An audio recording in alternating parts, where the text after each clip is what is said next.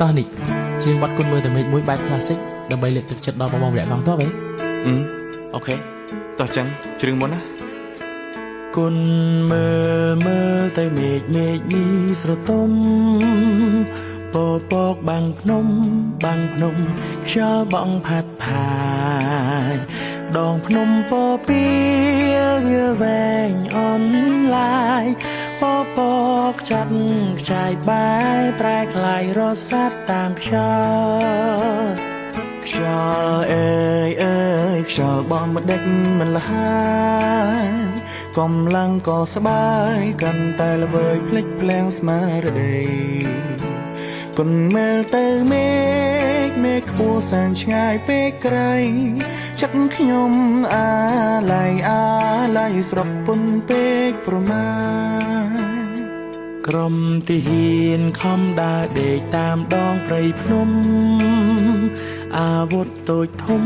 ផ្ដុំទប់ទល់តនឹងសត្រូវដៃកាន់កំភ្លើងនាំគ្នារត់ចូលសំដៅពាត់ខ្មាំងអីលើត្រី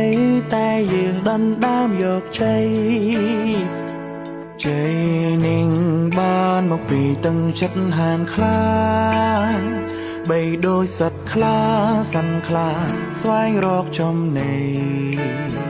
បើបានជួបហើយស្លាប់រស់យើងកុំកិនអីធ្វើឲ្យល្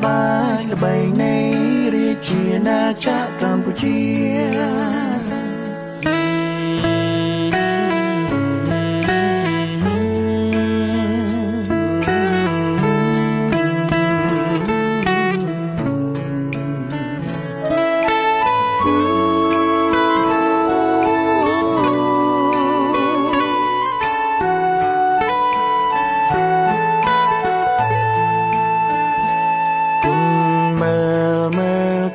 មេឃនេះស្រទុំ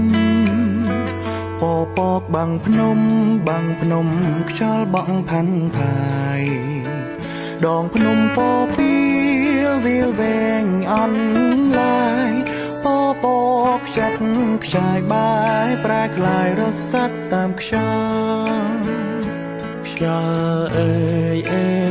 ល់បក់ម្ដេចមិនលហើយកំឡុងក៏ស្បាយកាន់តែល្វើយភ្លេចភ្លាំងស្មារតីគុណមើលទៅមេឃខ្ពស់សែនឆ្ងាយពេកក្រៃចិត្តខ្ញុំអា